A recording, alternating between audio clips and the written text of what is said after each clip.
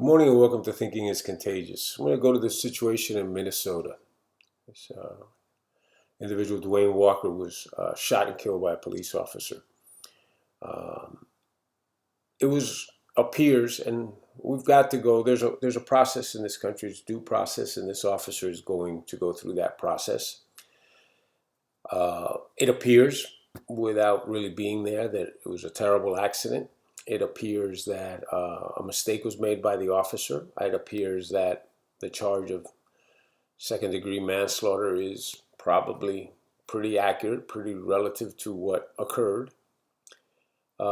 It's definitely terrible that anyone is killed accidentally or for any reason killed. All these are regrettable things. You feel for the individual that was killed. You feel for their family. You feel for the police officer, her family. 26 years on the force, evidently a great record. So it appears on the surface that it was a tragic mistake and someone paid for it with their life. But the key to me is this, and this I say in response to Michelle and Barack Obama, Beyonce, and some celebrities that are coming out and saying once again how this is basically anti-black mindset that occurred that caused this, a racial issue. No, it's not. Barack and Michelle Obama, you guys are responsible. Blood is on your hands for what happens in this country under the guise of racism, because no one has furthered the claim more than you guys have. You are the epitome of racist. Okay. The bottom line is this Mr. Walker had a criminal record, had open arrest warrant for robbery, was known to carry weapons.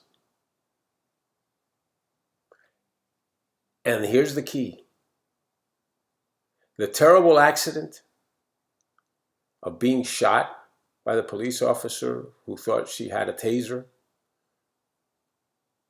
would not have happened if you don't resist arrest. You look at the vast majority of these shootings by police officers, and believe me, it is selective reporting what you're getting, because what happens of a white police officer shooting and killing a black man or woman in this country under questionable circumstances happens less than a dozen times a year, but you get it fed down your throat as if it happens daily, several times a day. This is selective reporting.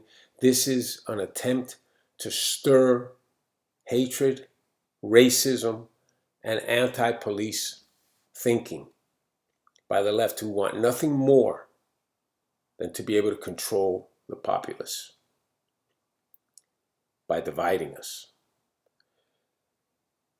Do not resist arrest. That should be the message that's being sent.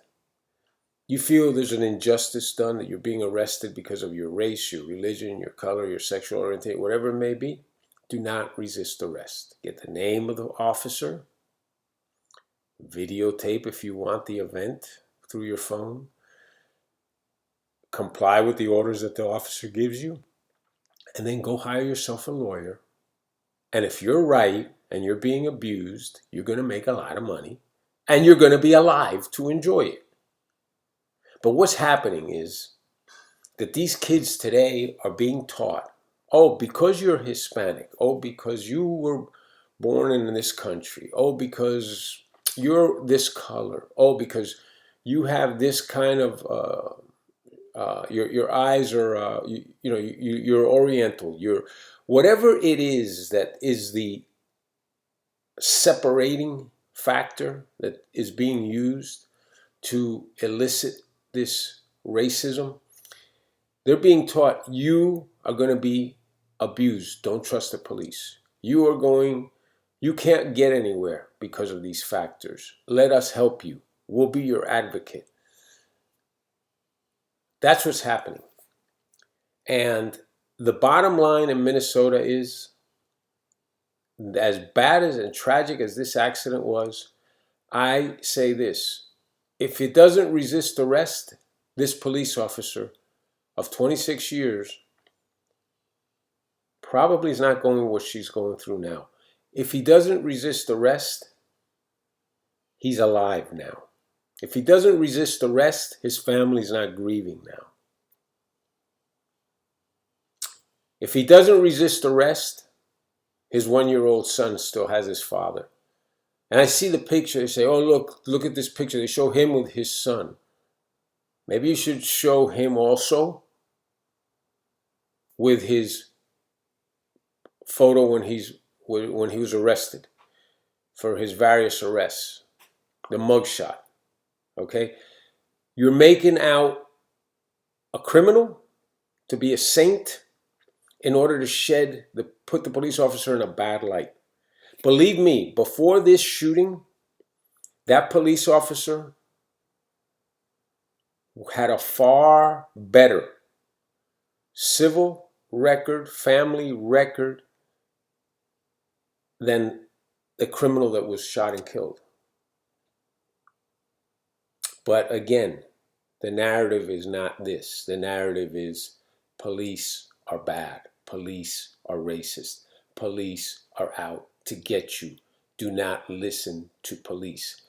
The people that live on racism, the people that live on this conflict and turmoil and this hatred, they need that message to continue to get out, and they need you to believe it. Look at the statistics. Look at the numbers. This doesn't happen. Very rarely. And when you look at a population of 330 million people, to have a dozen incidences a year like this, sorry. This does not warrant what is being depicted as a systemic racism problem. This is a lie. The mayor of Minnesota should be impeached for the way he's handling this. The citizens who have taken to the streets to burn, loot, and pillage should be arrested, which they are being. Arrest more of them.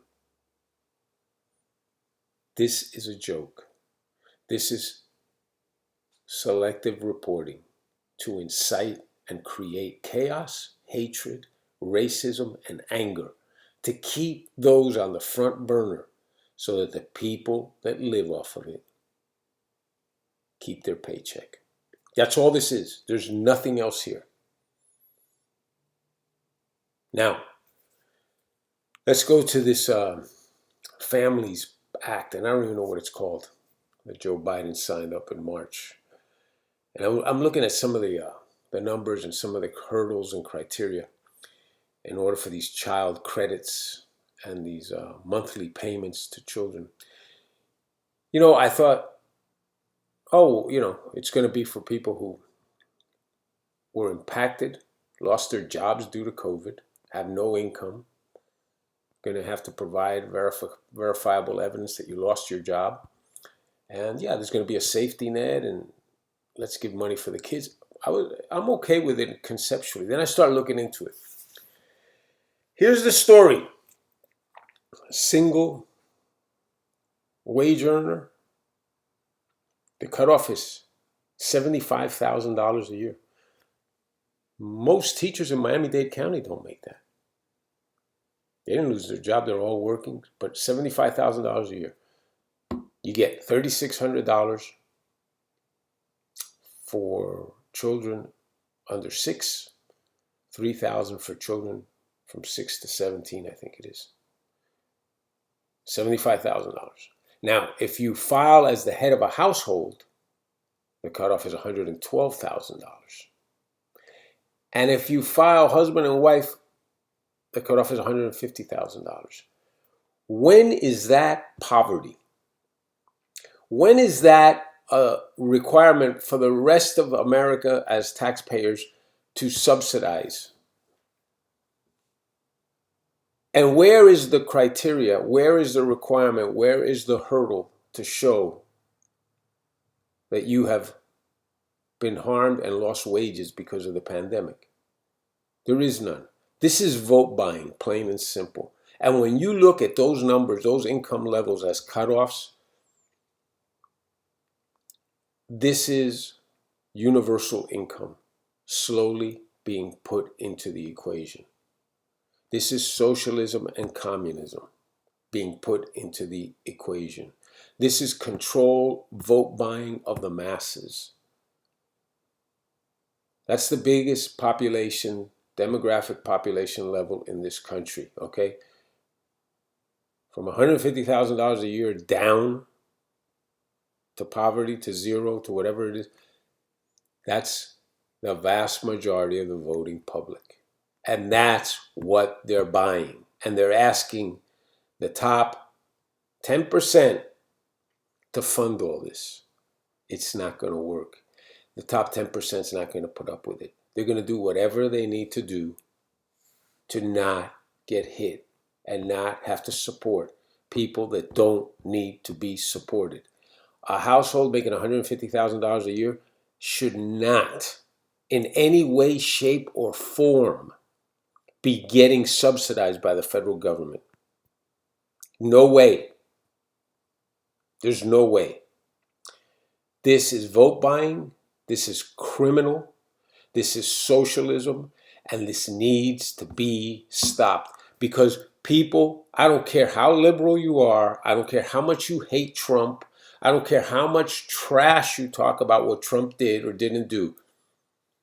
The facts are that under Trump, those very people that are now being given a fish with these checks, yes, they had to go work, but poverty levels were at record lows. Income levels, record height. Unemployment in minorities, record lows.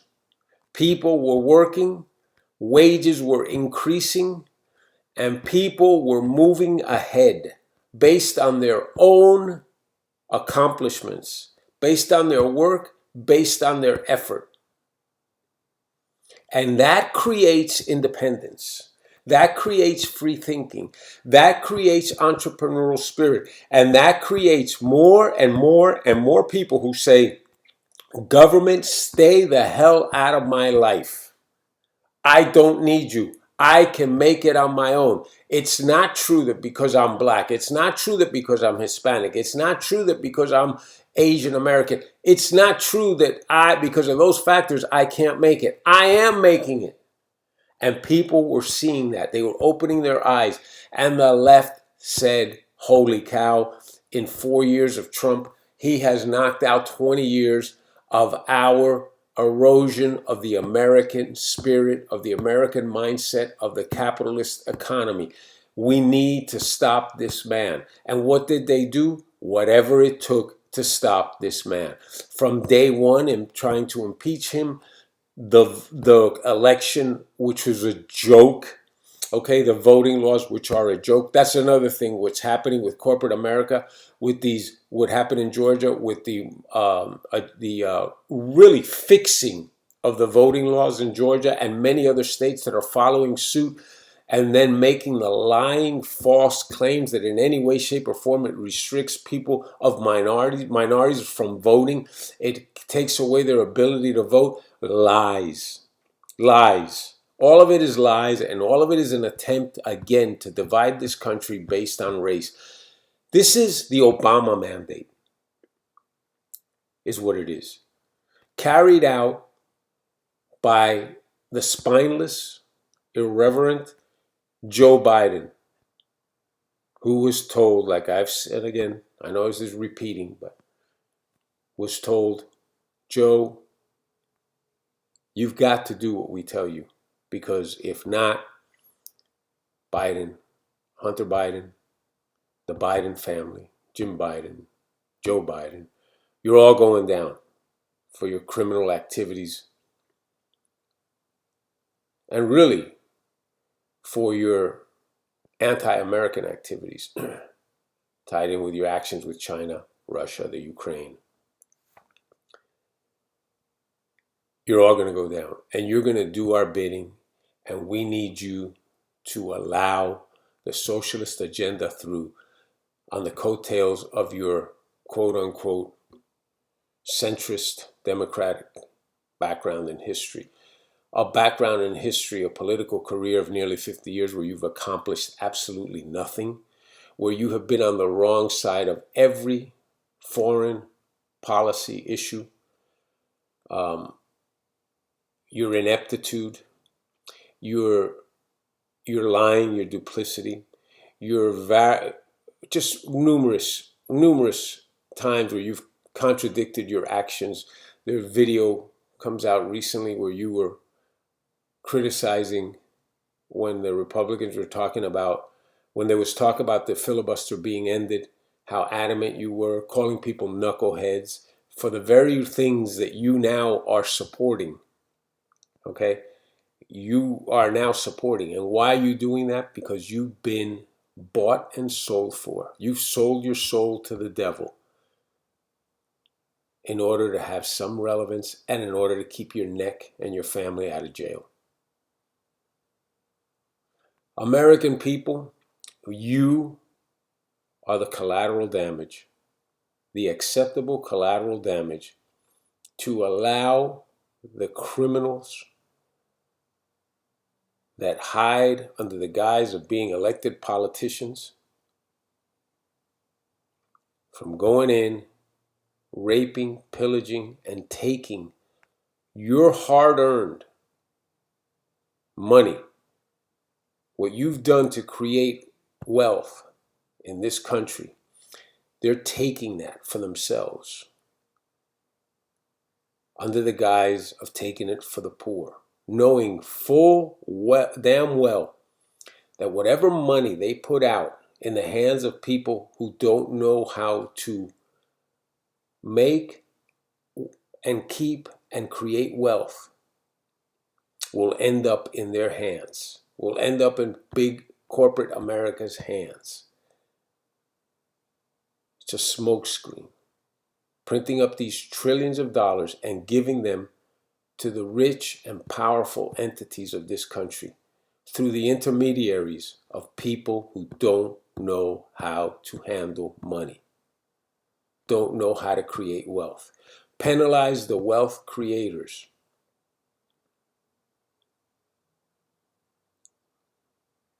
Is what's happening. Penalize the middle class, the people who aspire on their own, based on their own work effort, their sacrifice to get financial independence, to live their lives free of government intervention. Those are the people that need to be eliminated, and that's the middle class. And that's the mindset of all of this. We need to stand up as a group and we need to say enough. We need to say we are not racist. We need to say you are the racist. The racist people in this country are the AOCs of this world, are the Bernie Sanders of this world, are the Obamas. Those are the racist people in this world. And the target is the rest of America. And the target is anyone who says, I don't need the government. I can do this on my own.